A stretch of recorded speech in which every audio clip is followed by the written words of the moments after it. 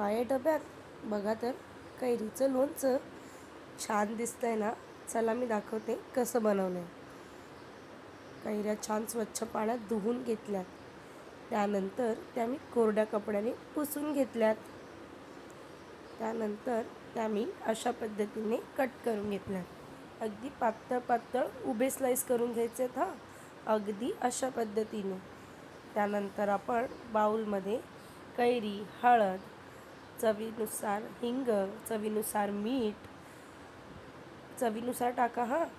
त्यानंतर लाल तिखट मालवणी मसाला, तोही तुमच्या चवीनुसार. त्यानंतर त्यामध्ये काश्मीरी लाल मिरची पावडर टाकून घेतली आहे, जेणेकरून कलर खूप सुंदर येईल.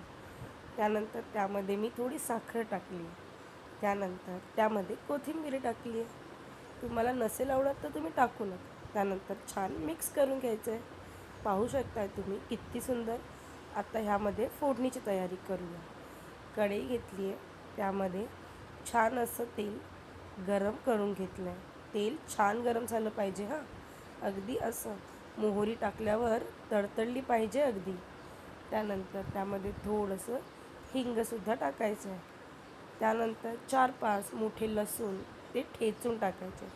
फोडणी रेडी झाली की अशा पद्धतीने कैरीवर टाकून घ्यायची. बघू शकताय किती छान कलर आला आहे.